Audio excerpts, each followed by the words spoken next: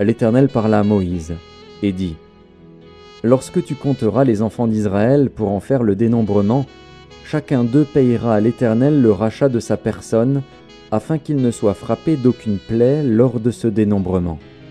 Voici ce que donneront tous ceux qui seront compris dans le dénombrement: un demi-cycle, selon le cycle du sanctuaire, qui est de 20 guéras. Un demi-cycle sera le don prélevé pour l'Éternel. Tout homme compris dans le dénombrement, depuis l'âge de 20 ans et au-dessus, payera le don prélevé pour l'Éternel. Le riche ne payera pas plus, et le pauvre ne payera pas moins d'un demi-cycle, comme don prélevé pour l'Éternel, afin de racheter leur personne. Tu recevras des enfants d'Israël l'argent du rachat, et tu l'appliqueras au travail de la tente d'assignation.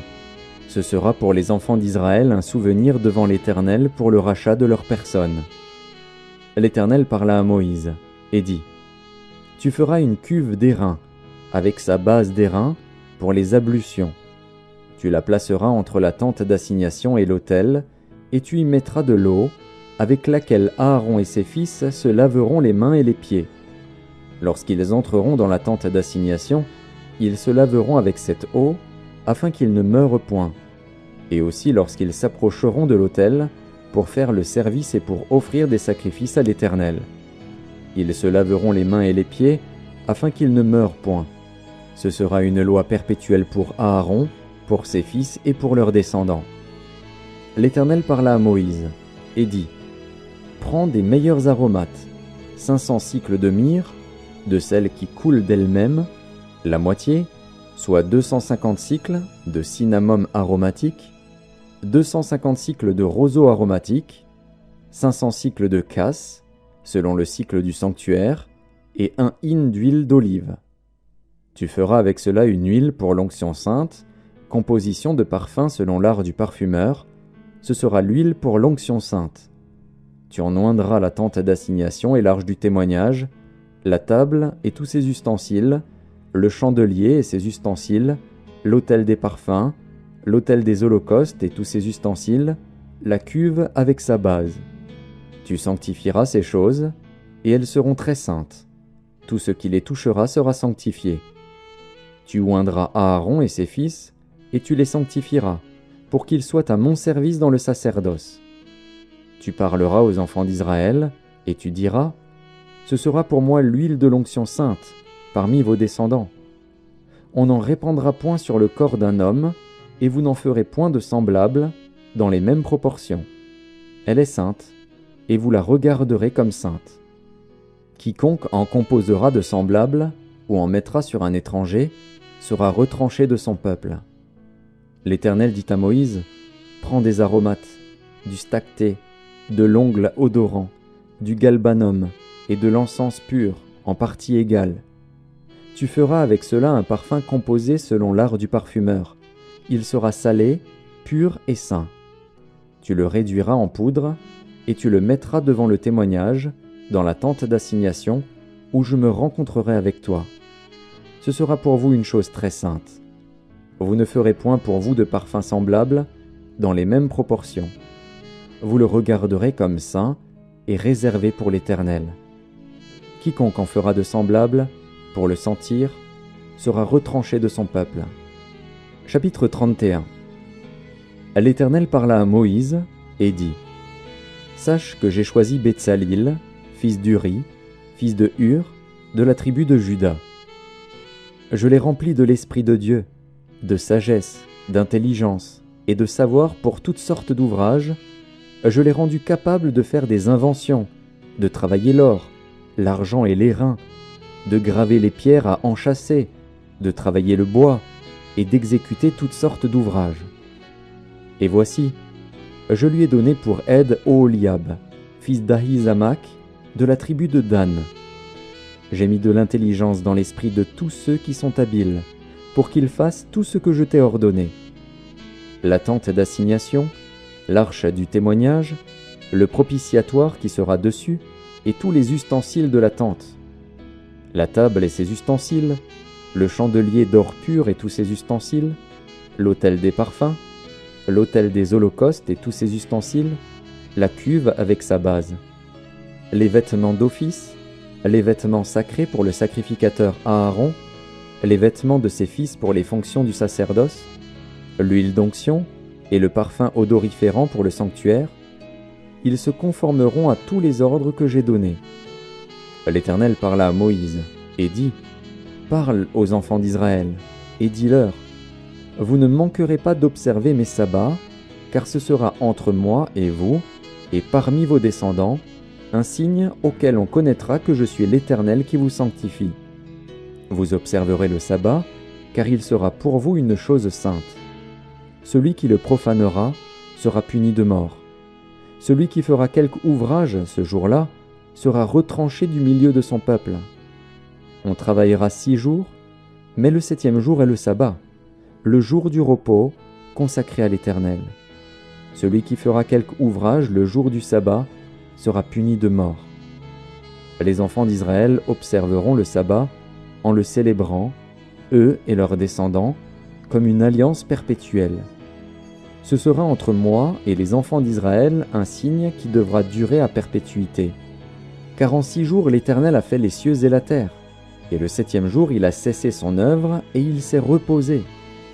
Lorsque l'Éternel eut achevé de parler à Moïse sur la montagne de Sinaï, il lui donna les 2 tables du témoignage, tables de pierre, écrites du doigt de Dieu. Chapitre 32. Le peuple, voyant que Moïse tardait à descendre de la montagne, s'assembla autour d'Aaron et lui dit : Allons, fais-nous un Dieu qui marche devant nous, car ce Moïse, cet homme qui nous a fait sortir du pays d'Égypte, nous ne savons ce qu'il est devenu. Aaron leur dit : ôtez les anneaux d'or qui sont aux oreilles de vos femmes, de vos fils et de vos filles, et apportez-les-moi. Et tous ôtèrent les anneaux d'or qui étaient à leurs oreilles, et ils les apportèrent à Aaron. Il les reçut de leurs mains, jeta l'or dans un moule, et fit un veau en fonte. Et ils dirent : Israël, voici ton Dieu, qui t'a fait sortir du pays d'Égypte. Lorsqu'Aaron vit cela, il bâtit un autel devant lui, et il s'écria : Demain il y aura fête en l'honneur de l'Éternel. Le lendemain, ils se levèrent de bon matin, et ils offrirent des holocaustes et des sacrifices d'action de grâce. Le peuple s'assit pour manger et pour boire. Puis ils se levèrent pour se divertir. L'Éternel dit à Moïse : Va, descends, car ton peuple, que tu as fait sortir du pays d'Égypte, s'est corrompu. Ils se sont promptement écartés de la voie que je leur avais prescrite. Ils se sont fait un veau en fonte. Ils se sont prosternés devant lui, ils lui ont offert des sacrifices, et ils ont dit : Israël, voici ton Dieu qui t'a fait sortir du pays d'Égypte. L'Éternel dit à Moïse : Je vois que ce peuple est un peuple au cou raide. Maintenant laisse-moi, ma colère va s'enflammer contre eux, et je les consumerai. Mais je ferai de toi une grande nation. Moïse implora l'Éternel, son Dieu, et dit : Pourquoi, ô Éternel, ta colère s'enflammerait-elle contre ton peuple, que tu as fait sortir du pays d'Égypte par une grande puissance et par une main forte ? Pourquoi les Égyptiens diraient-ils : C'est pour leur malheur qu'il les a fait sortir, c'est pour les tuer dans les montagnes et pour les exterminer de dessus la terre. Reviens de l'ardeur de ta colère, et repens-toi du mal que tu veux faire à ton peuple.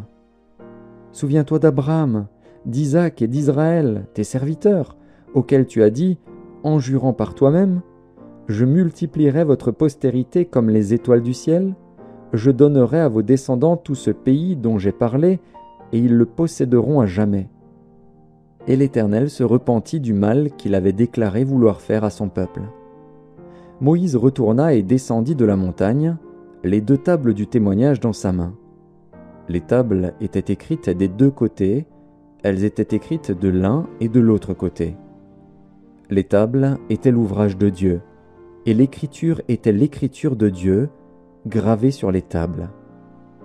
Josué entendit la voix du peuple, qui poussait des cris, et il dit à Moïse : Il y a un cri de guerre dans le camp. Moïse répondit : Ce n'est ni un cri de vainqueur, ni un cri de vaincu. Ce que j'entends, c'est la voix de gens qui chantent. Et, comme il approchait du camp, il vit le veau et les danses. La colère de Moïse s'enflamma.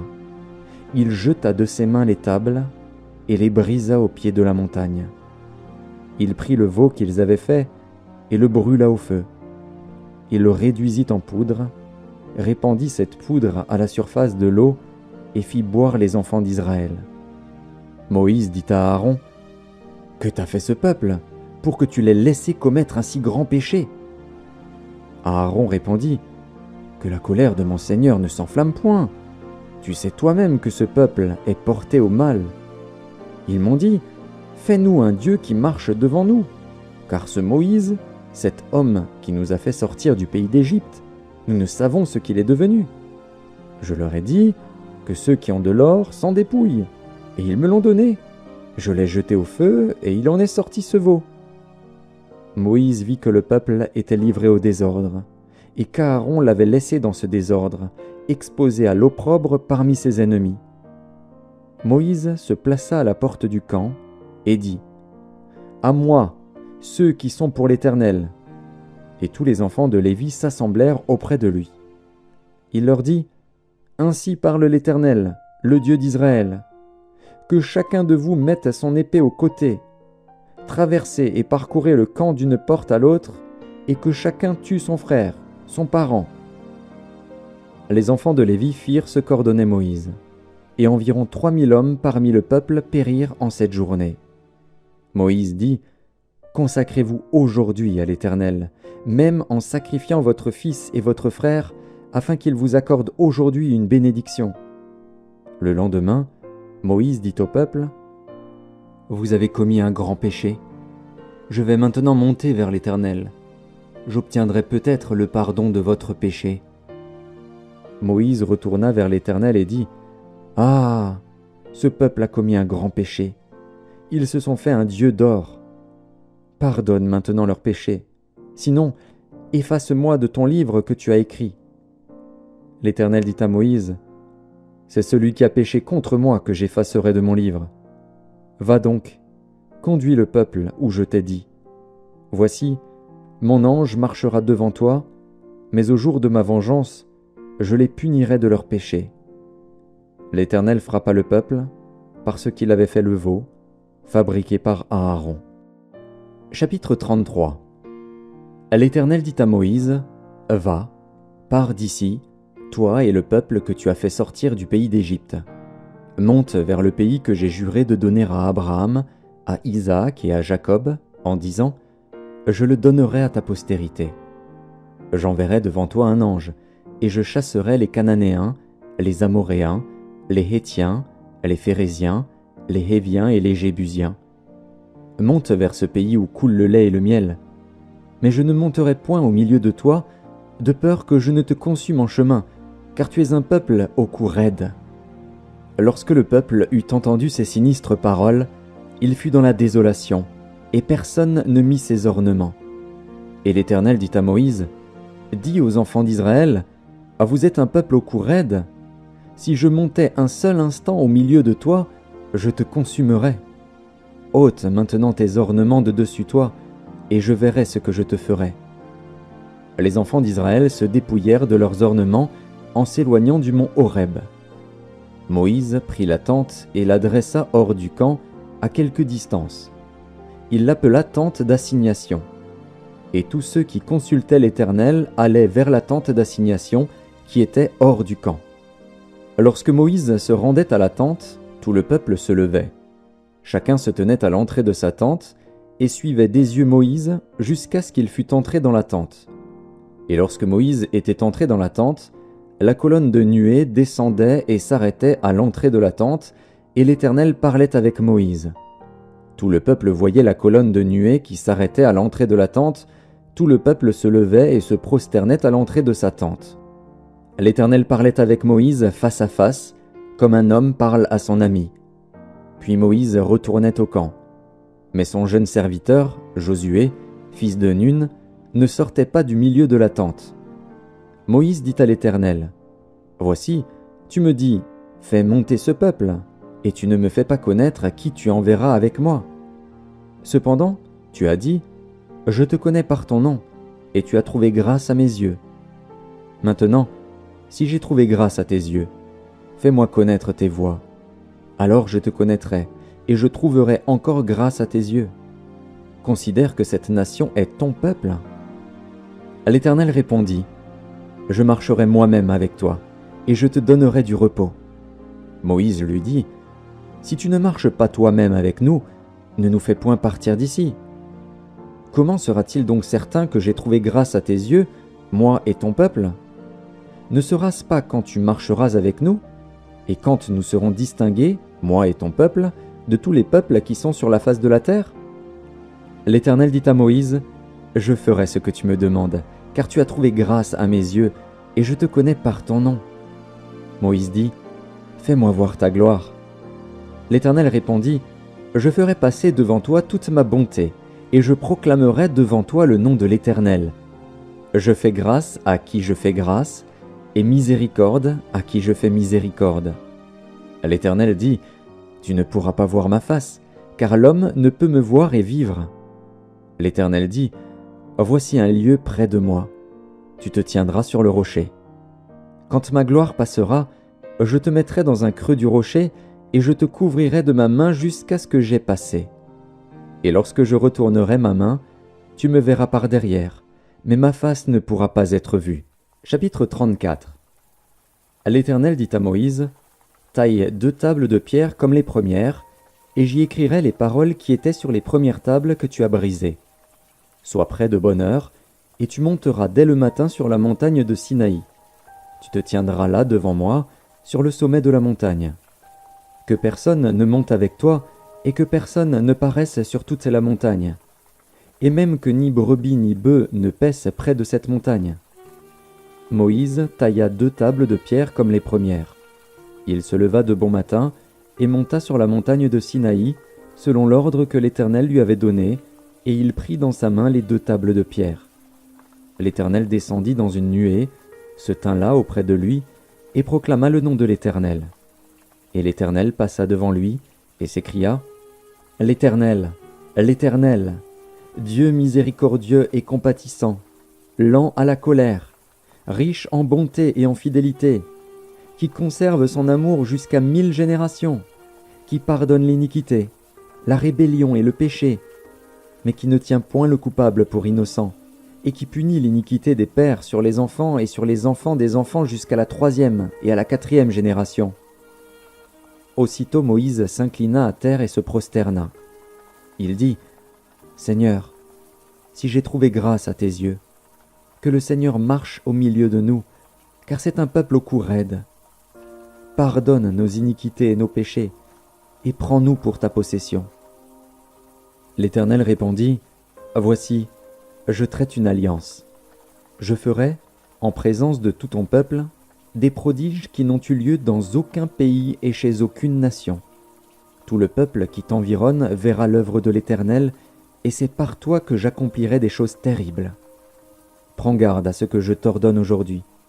Voici, je chasserai devant toi les Amoréens, les Cananéens, les Hétiens, les Phéréziens, les Héviens et les Jébusiens.